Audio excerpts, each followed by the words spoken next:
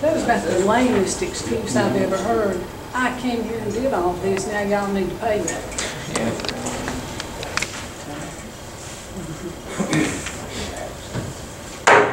Call this February 24th Jackson County Commission work session to order. Have our roll call. District 1, Mr. Duffy. Present. District 2, Mr. Venable. Present. District 3, Mr. Miller. District 4, Mr. Levin. Present. Okay, quorum is present. Business can be conducted, and this is a meeting, not a work session, I need to clarify. Have our invocation by Mr. Porter and our pledge by Mr. Gunn.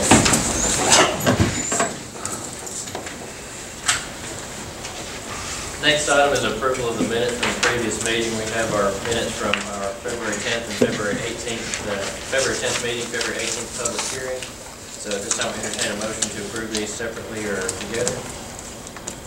I'll make a motion to approve them together. All right. Motion to approve both. Do we have a second? Second. Any discussion? All those in favor say aye. Aye. Those opposed say no. Next item is approval of the agenda for the meeting. The only thing I would ask is that we move our public comments from citizens to before the public hearing so that we can hear regarding the tag tax. The other individuals who had signed up to speak about the vicious animal ordinance will entertain that at the time that we discuss that in the public hearing. So with that change, moving public comments from citizens to before the public hearing, any other changes before the proceedings?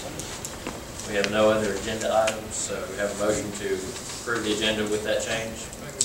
Motion, we have a second. Second. Okay, any further discussion? All those in favor say aye. Aye. Those opposed say no. Okay. We have no awards and presentations, and we had one individual decide to speak regarding something other than the vicious animal ordinance. So Ms. sit down. Some of those issues have been addressed. We've been working hard, and the sheriff's been working with us, and I think we're working well on addressing even those issues that you brought up, but we can sit down and discuss it more depthly sometime. That'll be fine with me. Okay. Move on to the public hearing regarding the dangerous animal ordinance. This is the time and place as advertised to hold this hearing. We've had two individuals sign up to speak this evening.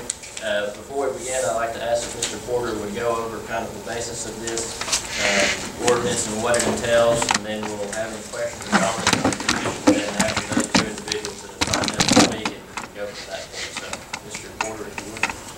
Thank you, Mr. Chairman. We've been over this before. There have been a few revisions since this has been brought to the Commission's attention previously. Some of them addressing issues that were brought up during prior hearings or public comments, but this is a dangerous animal ordinance. It applies only to dangerous animals. It does not apply to a specific breed of animal or specific kind of animal. It applies to animals that are dangerous.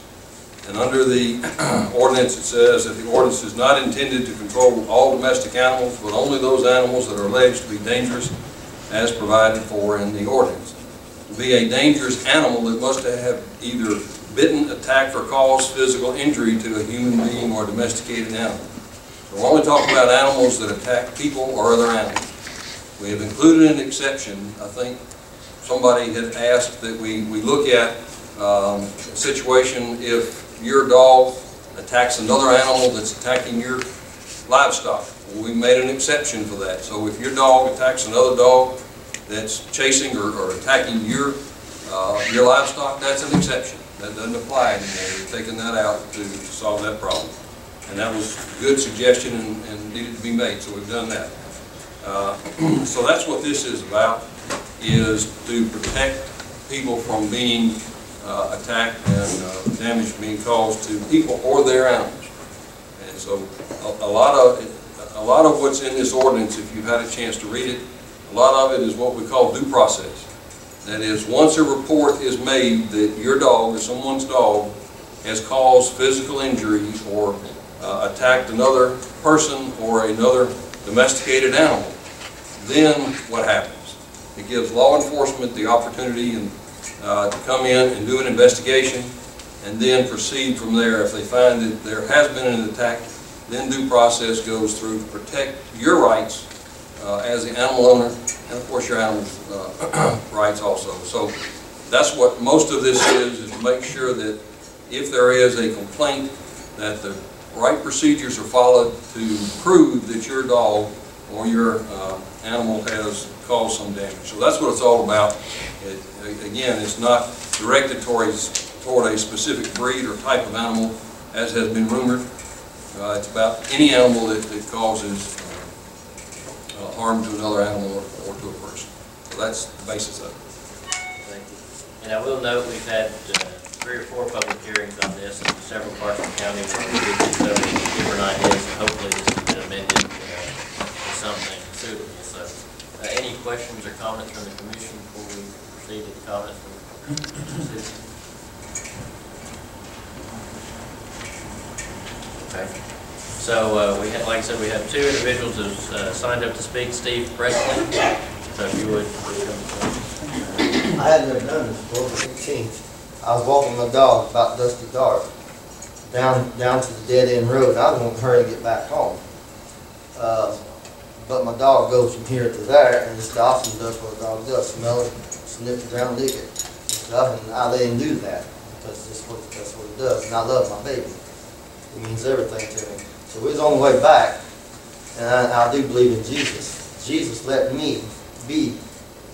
If it hadn't been for that fenced-in yard, if the Lord let me be in front of the gate, I would not be here. I'd either be dead right now, or either I'd be mauled to where I would have been in the hospital. I don't know how bad, but it would have been an attack of death, or either mauled bad enough to be put in the hospital. The 2 dogs were pit bulls. That's what it was. The big pit bull, I don't know how big a pit bull is. They usually come to about your knee, or a little above. There was one dog, brown and white. Both dogs had collars on them. Both of them had collars. One was brown and white, and he stood about above my knee. And the other pit bull, the big fat pit bull head, was up to my waist. He must have been bred with a Great Dane or something, but he had a great big pit bull head. I've never seen a pit bull up to my waist. I was walking back up the road, and Bear just happened to stop at that fenced-in yard, right in front of the fence gate that you go into. I was from here to my witness. He's my witness that this happens. And if I'd been anywhere else, even with a gun, I have a gun, a 9mm. It's loaded with 16 hollow point bullets, but I don't take that gun anywhere with me. It stays at home. So if I hear someone busting my window coming in my house, that's what it's for, nothing else. So I'm not accustomed to taking my gun with me anywhere, especially when I walk my dog down a dead end, my dead end road. It's a public road. When this happened, it stunned me. He was like 100, 200 yards from me, and he bolted. The 2 dogs, the white one leading the way, bolted out of the woods. It's about middle ways of his garden. Bolted out of the woods, and he came charged, both dogs. But the white one, the big tall white one, leading the way. He was barking and growling. I didn't see no foam coming from his mouth. Both had collars. And he bolted out of the woods and was charging at me at a full run. It stunned me, and I looked. Wow. And I picked my dog up, and I went inside the man's fenced-in yard right in front of the gate, and I no more got inside that gate and closed the gate, and that dog come flying up to the fence and was as close to the fence as this, barking at me. I said, you SOB, let me put my baby down. Let me put my baby down. I said, I ain't got a gun, and I'm lucky that I'm standing here in front of this fence. Thank the Lord for that. Grace, mercy, and love. That's what he showed me. He let me get inside that fence, because if I'd been anywhere else, even with a gun, and I didn't have my eyes and ears open, I would not have had a chance. That dog was going to attack, and that didn't happen, because the Lord, the fenced-in yard, and the gate I was in front of. I put my dog down, and the smaller dog, pit bull, I was hollering, yelling, "Ha, get out of here, get out of here." Go, and the man that lives in the house didn't come out to say, "What's going on? Get out of my yard, you need help," or just simply come outside. He was looking through the window, and when it was over, I turned around and looked again at him, and he just closed his blind. I just left and went to his house. He gave me a ride home. Now, because it wasn't safe. Now, when I'm on the phone with the police saying, this should be recorded, get the recording. I said, my life has just been threatened. The Lord Jesus let me be in front of this fence, and right in front of the gate. I took 4 or 5 steps to get in this gate, and this dog, pet bull dog, is barking and raising Cain. That pit bull was looking at me. He was not looking at the smaller dog. Pit bull was barking at my dog. I hollered and yelled a few times. The smaller pit bull went from here to probably the elevator away and was in the middle of the road. But the big white pit bull dog up to my waist stood and barked and growled and viciously barked and growled continuously as I'm on the phone with the dispatcher, telling them to send a policeman out to take charge. Send a trained official out to take charge of this situation if the dog's still here, because I have to walk home, and by this time it had gotten dark. I live towards the beginning of the road. And I kept talking and asking for them to come out, and I was on that phone, I guess, 10 minutes, trying to get them to send the policeman out, and finally they said, the policeman does not have the jurisdiction to come out and take charge of a situation concerning a wild animal or domestic. We don't have the right. There's no policeman came out to give me a ride home, because the dog, when he came outside and heard the commotion going on, he said, "What's happening? What's going on?" I said, I got inside this fence. I said, lucky me, even with a gun, I wouldn't have made it if I'd been anywhere else. The way he bolted out of them woods, about in front of your garden. I said, but you see him? You see him? He said, yeah, I see him. You know, I see him. And he started talking to me as I'm behind the fence. And then the dog left me and went over to his house and started barking, growling, and raising Cain with him. He's down there by his house, by his truck. And then then he left him after he was just with him just a few minutes, and then he came back to me.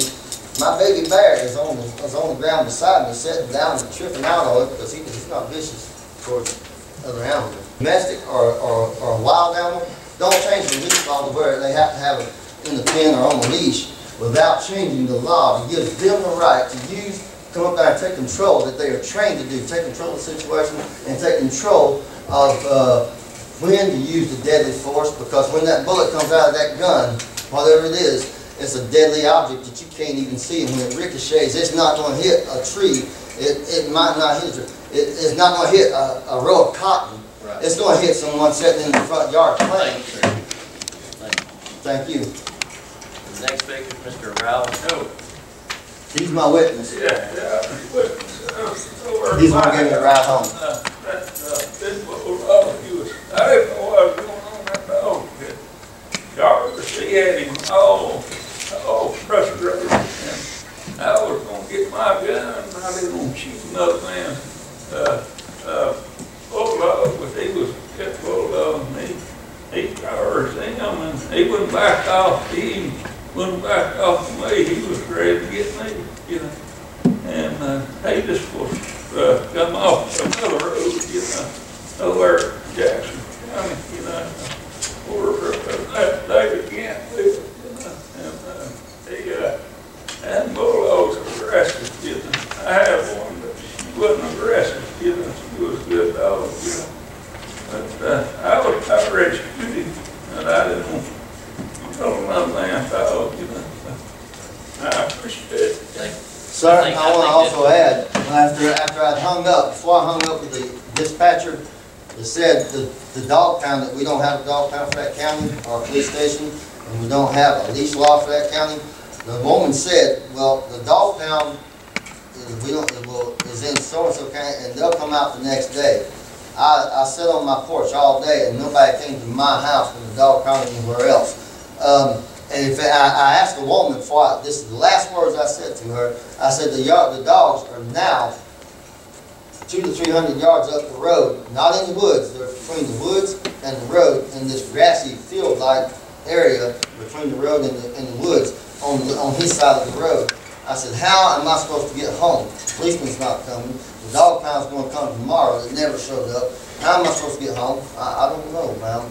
Sir, I don't know. So I hung up. The Lord was with me again, because he gave me a ride home to my house. We do have a dog pound in the county. I'm not sure what the circumstances of that is. I don't want the dog pound in this like that. I want a trained policeman. Right, and I want a trained policeman who's trained to use his gun, trained to okay, take control we of need people. to continue. I'll be glad to talk to you afterwards if you. That's all I got to say. Change the law. All right. Jesus said, how can you So we read plan the to do. times of the weather and read the signs around you, and yet you can't read the signs of the times? Any questions or comments from the commission? I think we've been through several public hearings on this, and it's best for you. Okay? Sir? Yes. How will I know when the law's been changed, that the police officers will have the jurisdiction to come out and take control of a wild or domestic animal? The newspaper should publish when that. I'll say a prayer that you, the officials, will make that change. It's past you. Take the law out of the hands of the individual, put it into the hands of the trained officer. Right. Thank you, sir. Okay, we have no old business and no new business, so we'll move on to our reports, Mr. Manning. Mr. White. I've got a couple things. I've been, March 24th, we will have in conjunction with our regular meeting, our community meeting, and that'll be held at the Bridgeport Community Center, is that correct? At 5 p.m. And I believe we'll need to vote to change the location. We'll do that at the meeting first meeting in March, on March 10th. But that is where we're planning to have our community meeting and our regular meeting there at Bridgeport Community Center, 5 p.m. on March 24th. Also, I'd like to add that after the first work session of each month, I'd like to ask that we have a budget hearing available, that we continue to meet the budget hearing for any discussions that we may need to have. From time to time, there may be nothing to discuss, but that'll leave us open to continue these work sessions, first work session of the month, to discuss any necessary budget items a little bit more in detail. So, anything else? Questions or comments? Okay, that concludes the business for this evening, so I entertain a motion to adjourn. Motion is second. second. All those in favor say aye. Those opposed say no.